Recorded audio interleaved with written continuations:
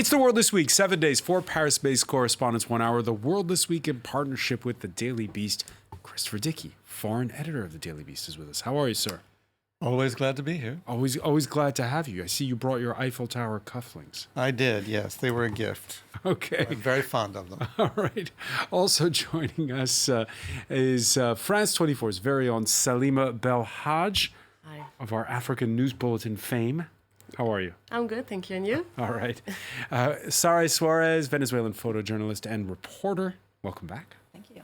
And Gregory Viscusi, journalist at Bloomberg News. How are you, sir? I'm fine. All right. The World This Week on Facebook and Twitter, hashtag World This Week. The week began with Algerians discovering that their bedridden, partially paralyzed 82-year-old president had indeed filed to run for a 5th term in office.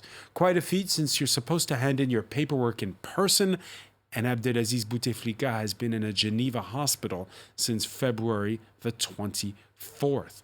The groundswell of protests has gone crescendo this week.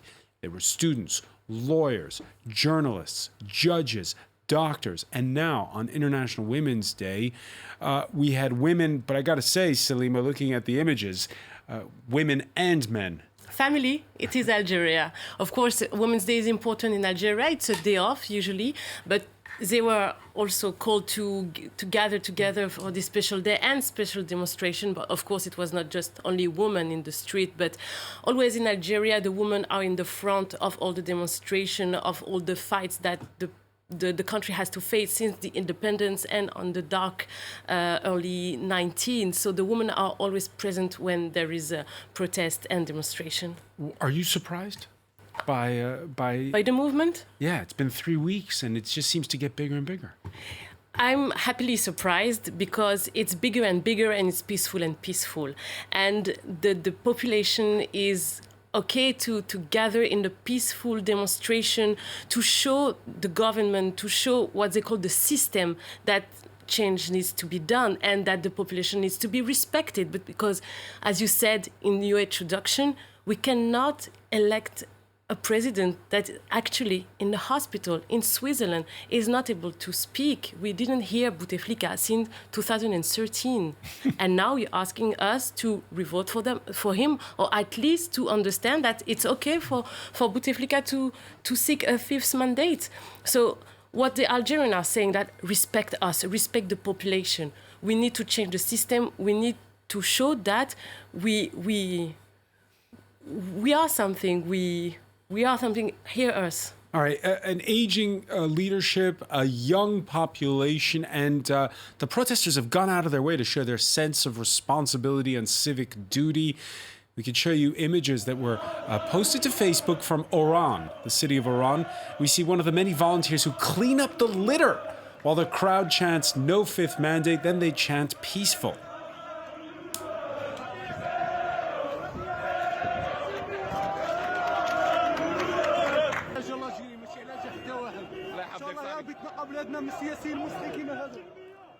All right, we hear him saying, "I'm only here for Algeria.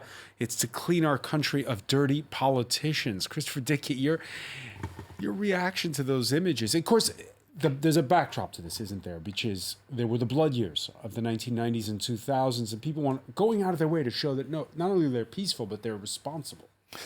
That they're civilized. I mean, let's be frank. They're a hell of a lot more civilized than the yellow vests running around Paris, breaking windows and burning cars and trying to burn down buildings. I mean, they're much more civilized than the Gilets jaunes. Let's give them credit for that, and they will get much more results at the end of the day. They're dealing with a society that's been through revolutions, that's seen a lot of blood in the war against the French, then in the wars of the 1990s. Nobody wants that kind of bloodshed again, but people want a future, and they don't want this completely incapacitated, decrepit man pretending to be the president of the country as essentially a face for what they call the system or le pouvoir, the powers that be, that have always been, that for decades have been running the country from the shadows. Because there was, at the beginning of the Arab Spring in 2011, there were a few protests in Algeria, and people thought, oh, something might happen here, but nothing did. No, it didn't. And we know it didn't turn out very well in most of the places where it did happen. That's another thing. They've taken the lessons from the Arab Spring. You don't see them confronting the police. You see them trying to work with the police. And it's really a stark contrast to almost all the revolutions that we saw taking place in 2011, because the police are, to a considerable extent, playing along with them. That's another reason that you see such peaceful demonstrations. But what's remarkable is just how varied the demonstrations are. Because we've had demonstrations over the years in Algeria, but they tend to either be localized, like in the Kabyle, the Berber areas of the country, or it's just been young people, who do take the brunt of the lack of job opportunities. But this is widespread. It's young people, it's professionals, it's members of the regime. I mean, you've got the veterans of the independence war who've come out in support of these protests. So I mean, there's correct me here, but there's a widespreadness to these protests that we've not seen in Algeria in a long time. And there is also this element about, you were saying, the young people, they're millennials. They're convoking all these demonstrations on the social media, getting stronger and stronger every time, involving different pieces of the puzzle, coming together to work together through this path they're trying to stop this decrepit man to come back to power. And this is a terrible thing. The men's in power saying again and again, it's us or the chaos. You have to choose between those two things, and that's a terrible thing. Yeah, us or chaos. The Algerian state news agency putting out a statement issued, it says, by the president, warning of those eventually trying to foment chaos, a sentiment that was echoed by the head of the military, himself a veteran of the War of Independence. Some people are annoyed that Algeria is now safe and stable. They want Algeria to return to the dark years of civil war, during which the people paid a heavy price. What was the reaction of people in Algeria when they heard the statement by the head of the military? They didn't pay attention because they don't want to be back to this blood years and everything. They are just like him, There will be no chaos because they don't want the chaos. They just want a new life, a better life, employment. As you said, there are millennials. Quarter of the young in Algeria under 25 years old are unemployed.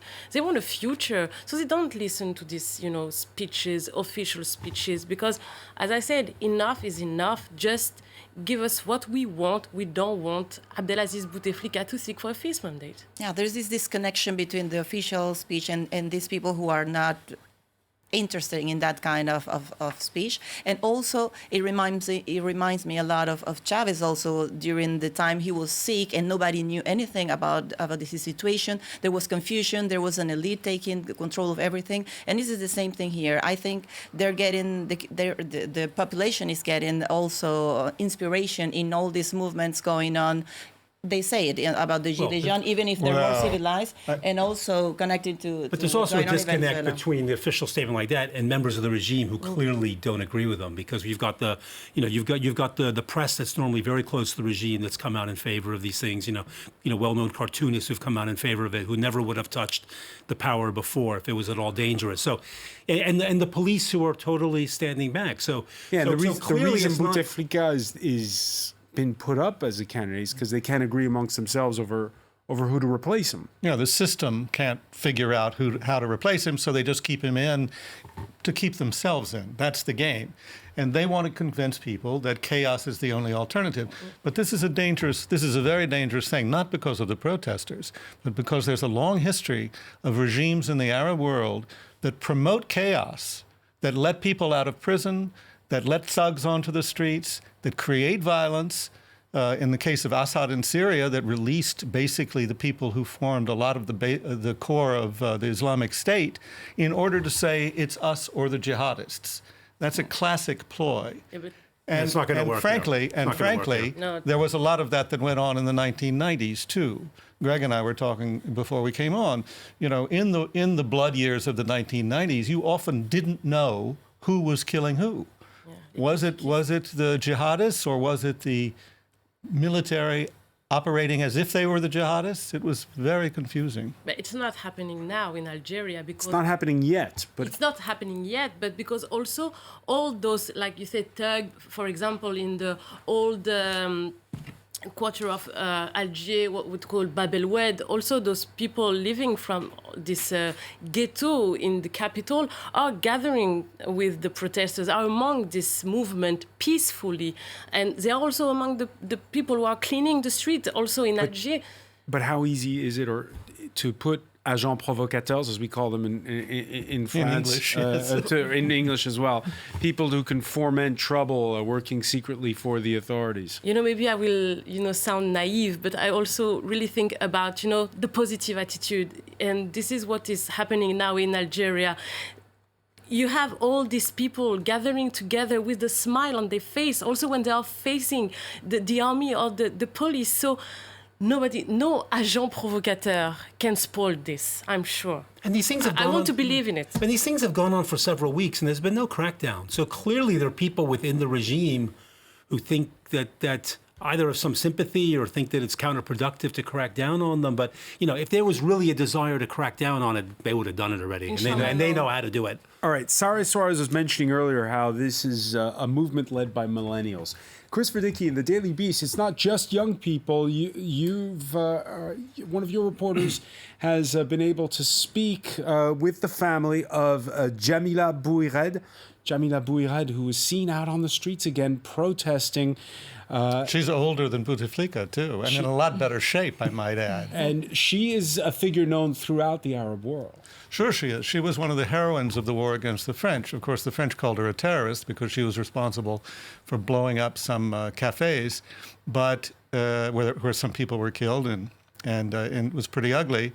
But it's also true that she was fighting for the freedom of Algeria and played an instrumental role in that and became the heroine, the face of the revolution during her trial. Eventually, she was sentenced to die by the guillotine, but there was such an outpouring of support for her that eventually she was released and married her lawyer, Jacques Vergès. But it was, she's a very impressive figure. Yeah, there she is on trial. That's a picture of her on trial. Yeah, they're being held, and she's unabashed this time around. No, I mean, look, and this is what we're hearing also from, I think, from a lot of the millennials, a lot of the young people, is we want to see the hopes that existed in the revolution against France finally realized after all these decades where we've had one coup after another, one military regime after another.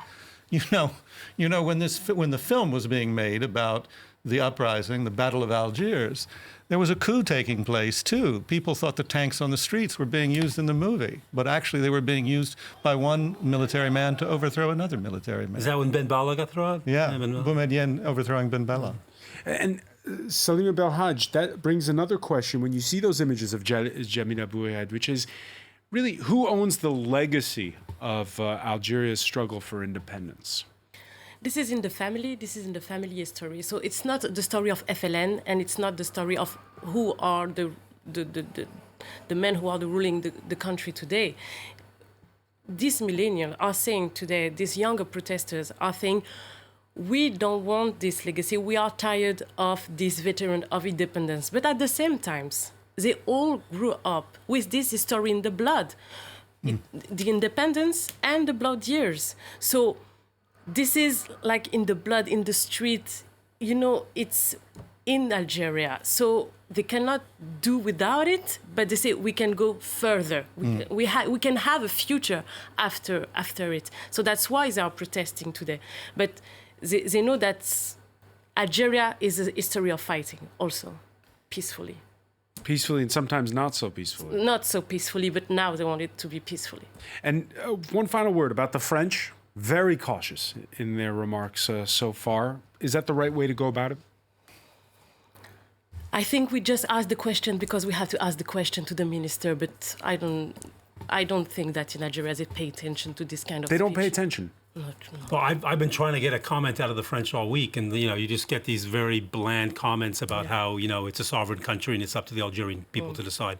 They do not want to be seen as interfering. Even off the record, they won't touch this subject.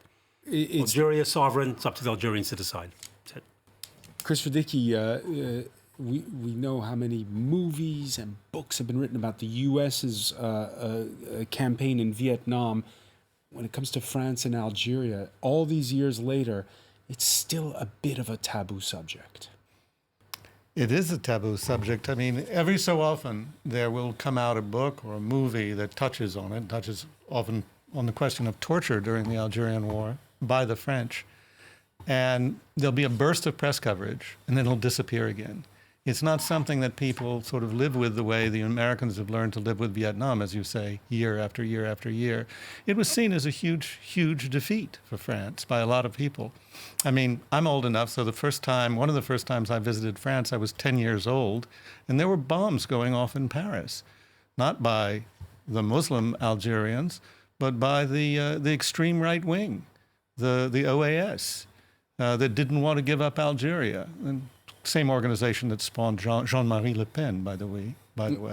Yeah, But you did have a population that lived there for 4 or 5 generations. You know, I'm not defending French Algeria, but I mean it's the U.S. Vietnam. No, it explains that symbiotic relationship. Yeah, exactly. The U.S. troops in Vietnam were in a purely foreign country. French troops in Algeria were in a country that, you know, was purely foreign, actually.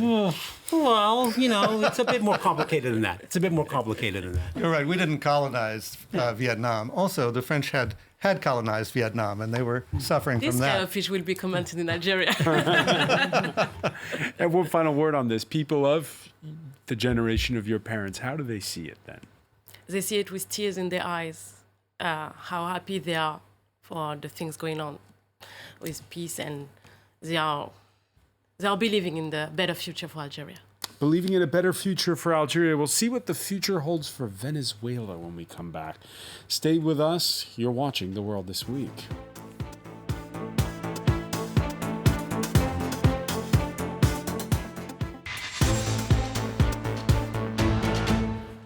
Welcome back, or welcome if you're just joining us. It's The World This Week. The World This Week in partnership with the Daily Beast. Daily Beast foreign editor Christopher Dickey is with us, as is France 24's Salima Belhaj. You'll be presenting the Africa Bulletin later in French. Yes. All right. Who's on in English?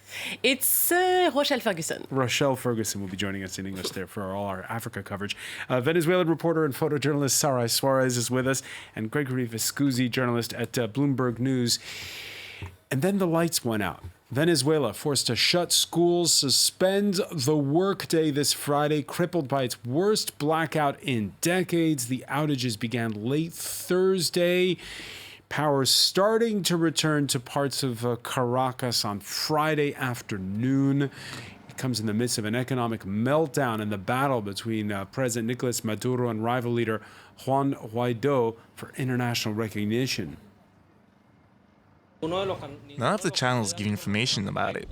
We haven't gotten news about anything. The country has practically become a disaster. You're worried for your own security, because when the lights go out, the criminals take advantage.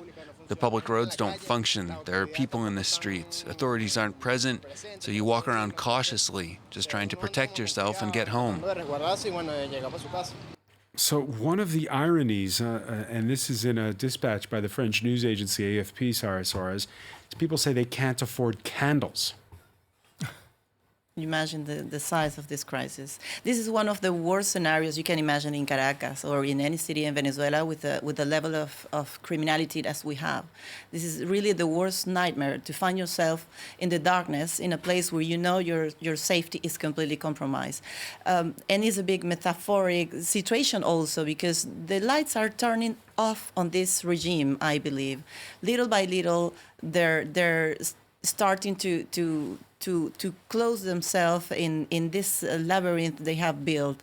The situation is getting worse and worse, and we have to think about a moment like this one, without electricity in the hospitals, with the people people's life depending on machines, with the people who have no food and losing the little food they had in the fridge, because 20 hours without electricity has big consequences on all these lives. So it is really an example of the chaos and the irresponsibility of a regime who has no interest in helping the people of the country. The government calls it electrical sabotage. A tweet put out by Nicolas Maduro: the electricity war announced and directed by U.S. imperialism against our people will be defeated. Nothing and no one can vanquish the people of Bolivar and Chavez. Total unity of the patriots! Exclamation point. Christopher Dickey. Well, of course he says that. I mean, what's he going to say? That he is running a government that has taken probably the richest country in Latin America and run it into the ground, where public services don't function, where people don't have food in some cases, and certainly don't have medicine in a lot of cases, whereas Sarai says when the little food that they do have will spoil when the electricity goes out. Now, I don't know why the electricity went out. Sometimes these things are accidental. They can be sabotaged. Sometimes you can do it with computer hacking. But you can also just do it by incompetence. And I suspect that most people in Venezuela won't blame the imperialist plots. They'll blame the incompetence of the Maduro regime. And the corruption, because there has been no investment in infrastructure. in any infrastructure system in the country for years. No investment in any infrastructure system. We also had those images on Thursday, people having to walk home because the metro wasn't working. And this is in the capital. Absolutely. And also the buses are not working because there is no enough money to replace the pieces that sometimes break. It's really a country going in an egalitarian system, but equal down. Everybody's going down in a really the worst conditions of life you can imagine. And yet, sorry, this sort of dance, if you want to call it that, between Nicolas Maduro on the one hand, Juan Guaido, the leader of the opposition who's been recognized by a lot of the international community, continues, and it hasn't come to a head. We're wondering when's the moment when either one of them is going to leave or there's going to be a huge outburst of violence. We had some violence at the end of February, but they're still sort of in this waiting game, it seems. There is still all these negotiations going on, because we have to remember we're talking about a problem that has geopolitical implications. We're not just talking about an internal, local, domestic problem. This is a place where a lot of interests are in game, and all these potential investors and countries are trying to solve the things that belong to them. So Guaido, for example, had not a very good situation with the 23 January, trying to put inside the country all this humanitarian help that was coming through the borders.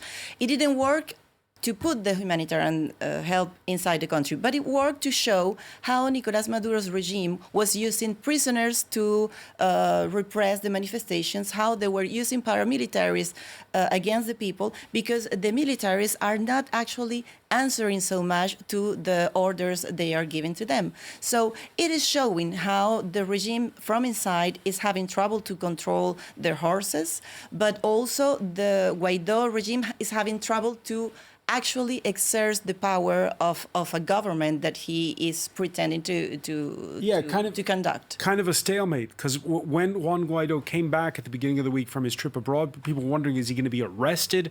That didn't happen. At the same time, we're seeing the Americans saying, no, we're not going to force the aid into the country. There is this... Is it weird? Because we feel that it's getting worse because the international community got involved in the Venezuela problem. But do you think it will be less worse if it was still a Venezuelan problem?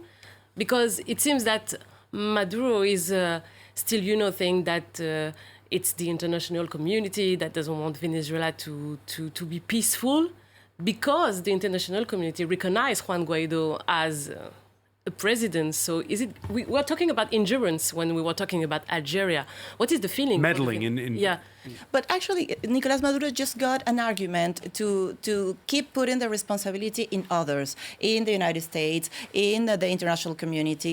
They're not letting us rule the government. And that's completely unfair and untruth. But did the likes of Germany, which just saw its ambassador expelled, or France or the other European nations, did they jump in too soon? I don't think too soon. I think this crisis has been, we have to remember, since 2014, we are having shortcuts and problems with the food and the medicines and everything. So they're now saying that it's the sanctions that are causing all these problems. The sanctions against PDVSA have 3 weeks. Not more than that. And we're having trouble with all these products since 2014. So it has nothing really to do with the sanctions or the international community getting involved. It's their mediocrity of their way to rule the government. And also, I believe the international community has been called for years from the opposition and from everybody to try to help us and to solve this situation, because the people were dying, and they have been dying for years.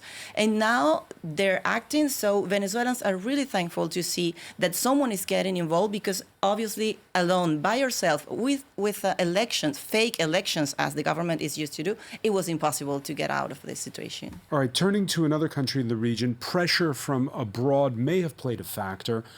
On the eve of International Women's Day, El Salvador's Supreme Court commuting the 30-year sentences of 3 women imprisoned for abortions to time served, thus ordering their immediate release.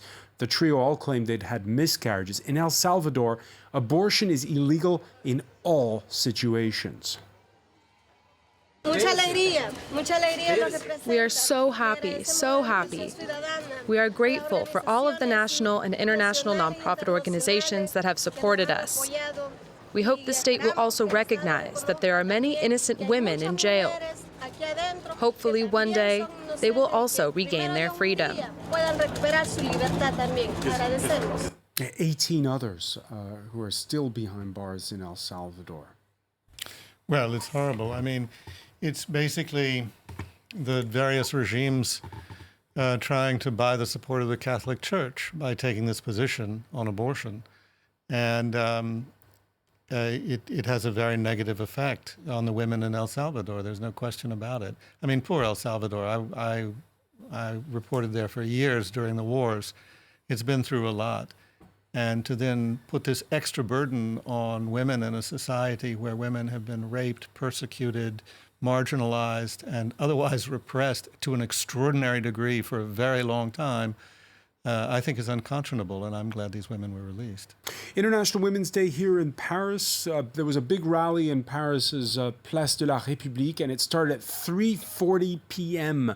Why? Well, that's the time, say activists, when women start working for free. Well, that's a nod to statistics that show worldwide they earn 26% less than men. It's been what? More than 2 years now since the Me Too movement began, or more than 2 Women's Day, I should say, a year and a half. But do you sense here in France growing a growing stirring, a growing amount of activism when it comes to these issues?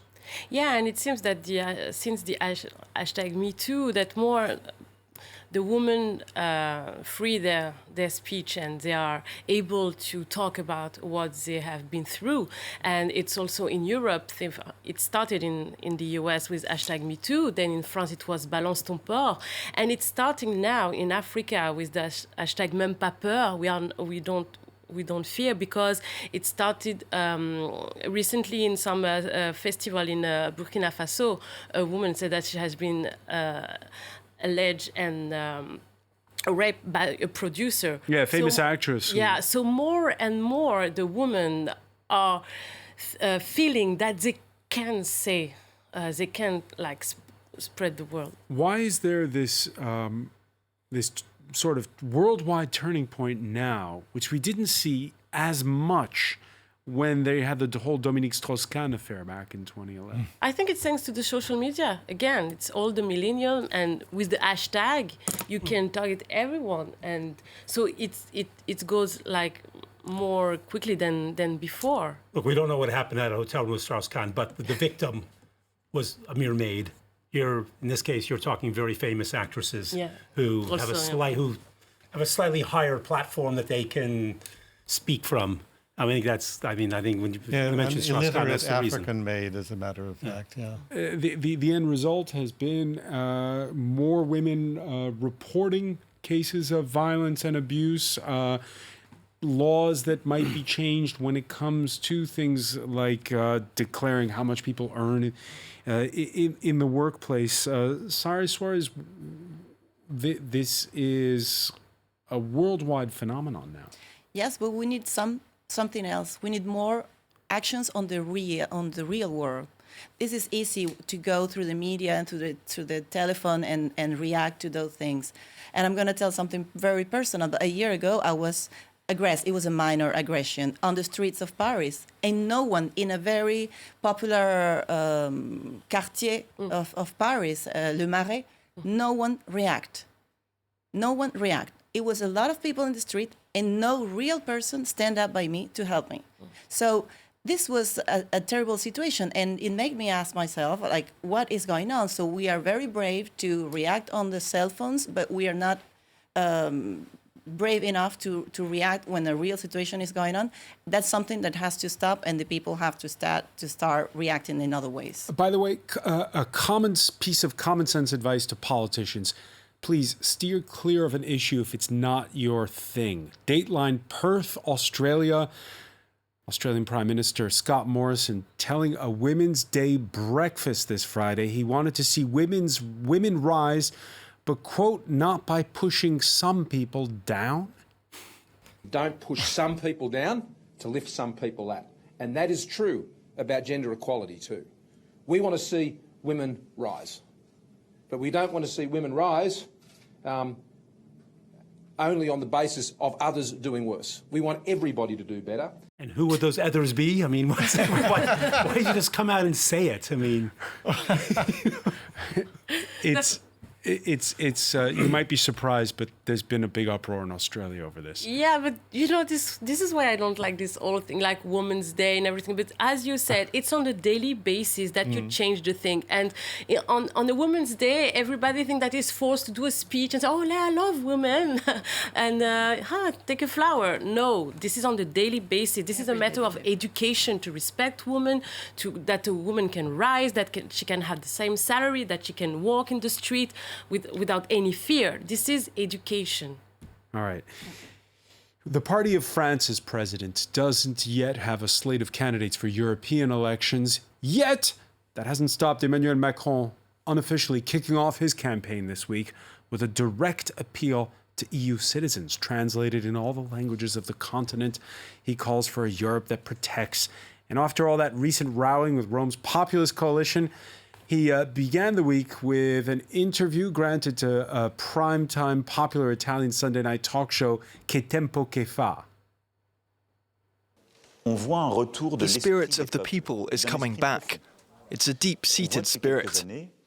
For several years across Europe, in Poland, Hungary, Germany, France, people have been looking to return to their fundamental character, which seemed to be disappearing. I believe in this spirit of the people. I believe in this force which resonates with them, and in the fact that these people are different, which is what gives us strength.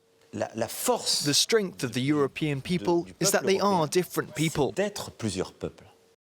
Gregory Viscusi, what did you make of that interview with Rai Uno? it was a bit soft. I mean, I think that The questions were soft. Fabio Fazio could have pushed a little bit harder on Macron about certain issues that divide France and Italy. But I mean, I think it's interesting because it shows that the divide there is in Italy, that he is clearly not from the populist side of the Italian political equation. So I mean, he was really just going everything to give Macron a platform to speak from. Did he help or hurt the cause of the opposition in Italy, the Democratic Party?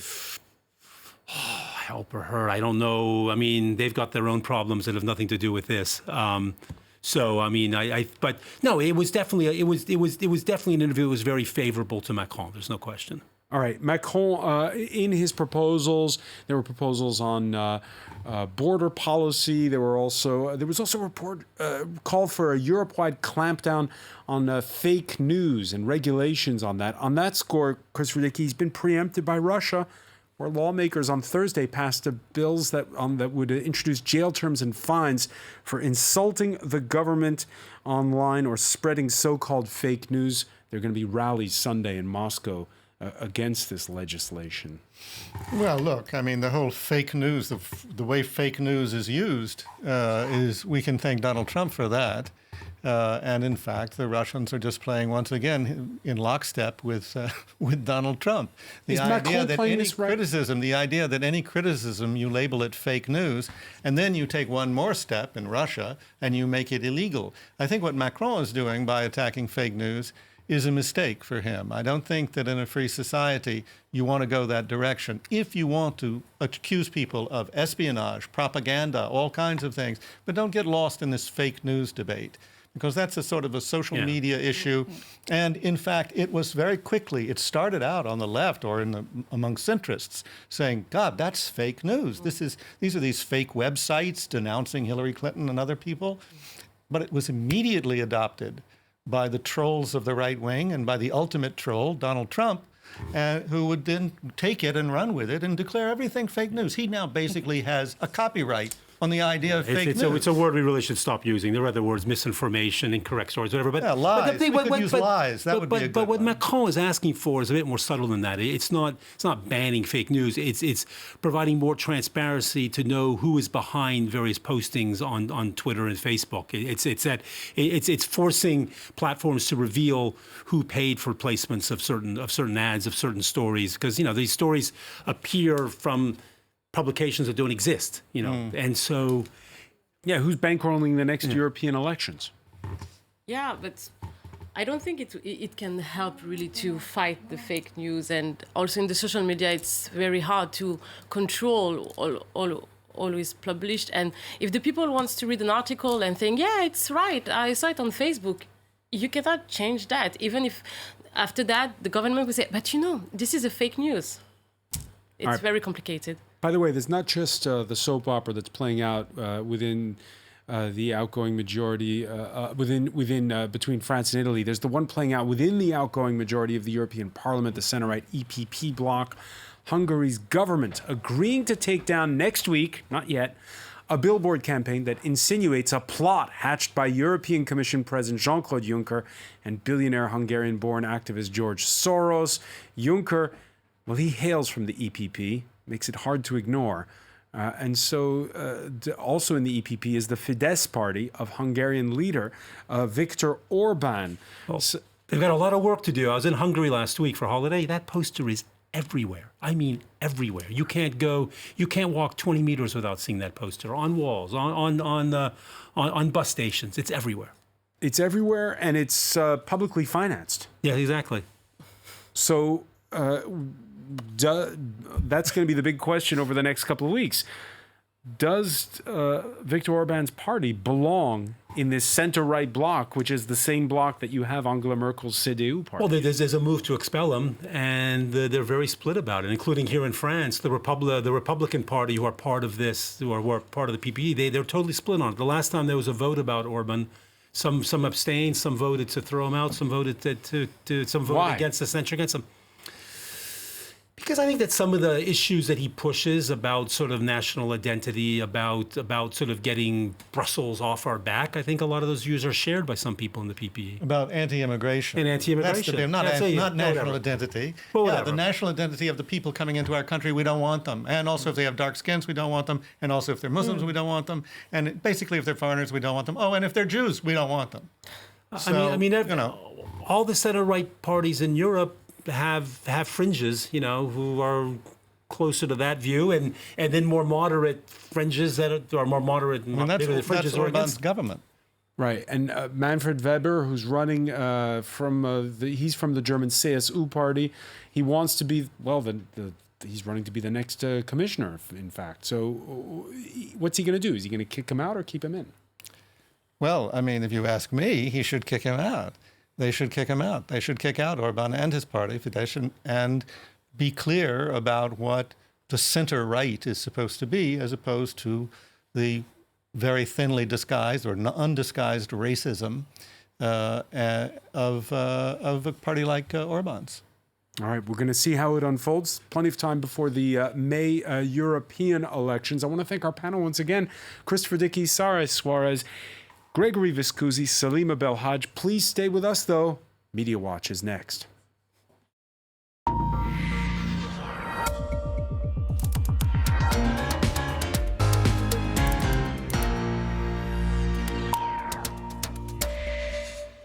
And we say hello to Yenna Lee. Hi, François.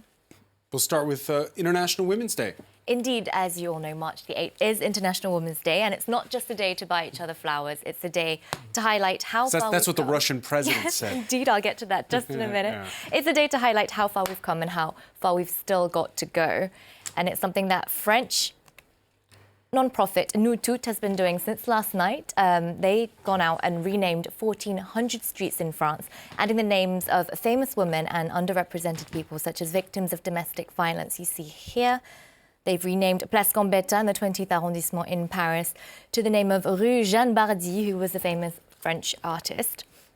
In the Spanish-speaking world, rather, the hashtag Aborto Legal Ya is trending again. It originated in Argentina, and it's trending again today in light of International Women's Day, and it really highlights the fight to legalize abortion worldwide, because, as you know, there's still a long way to go for women's rights. And I'd like to show you this cartoon that highlights this, because it's actually a cartoon from 30 years ago. And you see 5 men sitting around a table and a woman. It's a very business setting. And the caption says, "That's an excellent suggestion, Miss Triggs. Perhaps one of the men here would like to make it." Astonishingly, still very relevant. Talking about businesses, of course, it wouldn't be International Women's Day if companies didn't try to do some gimmicks and profit from the day. Right. As is highlighted by this article in The Drum, where they show some of the best and the worst behavior from companies. They've suggested that this one would be in their worst list. It's a company called Luminous that specializes in getting rid of cellulite. They've got a special International Women's Day promotion going on, as does SodaStream. That has a limited edition International Women's Day bottle called She. Although I'm quite unsure why women and men would need different types of water bottles. This French Twitter account actually has plenty of examples of these. This, for example, is a supermarket that's proposing lots of discounts in light of International Women's Day. What's the name of the account? Pépite Sexiste. Yes, it's got lots. Sexist Nugget. Yes, lots of examples there of promotions that companies are doing. And sometimes it's not companies, but politicians, as you rightly said, who promote the day, and it falls quite flat, as Vladimir Putin did today. He went to meet female police officers in light of International Women's Day, and apparently this is a joke he thought was appropriate. What does a young woman need to maintain her figure? 3 things: a workout machine, a masseuse, and a suitor. Luckily, there are some Twitter users out there reminding us that from the get-go, International Women's Day wasn't about branding or about selling your politics. It was actually about demanding equal rights. The grandmother of communism, Clara Zetkin, came up with International Women's Day back in 1910 when she was fighting for working women's rights.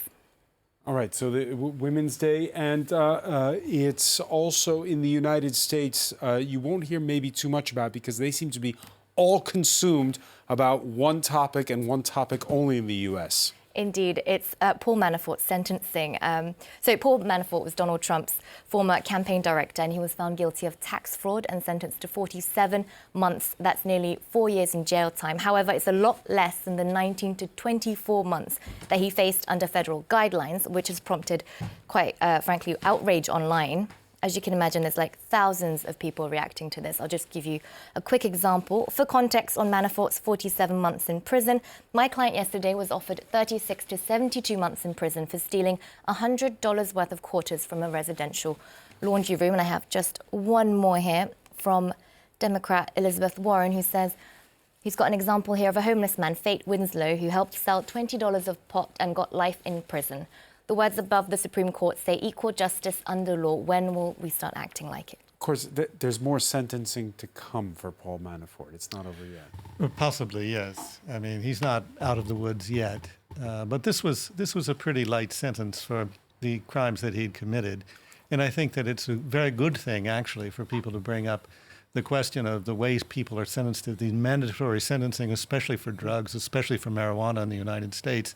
The real criminality is not in the people who have the marijuana. It's in the way the courts are forced to handle it by the legislatures. Yeah, I don't think 4 years in prison is light. I think it's quite a harsh sentence. It's these other sentences that are insane. I mean, that's the problem that anyone goes to jail for selling pot. That's what's crazy. All right. Not that Manafort got 4 years. I want to thank Yana Lee. I want to thank our panel once again. Thank you for joining us here in The World This Week.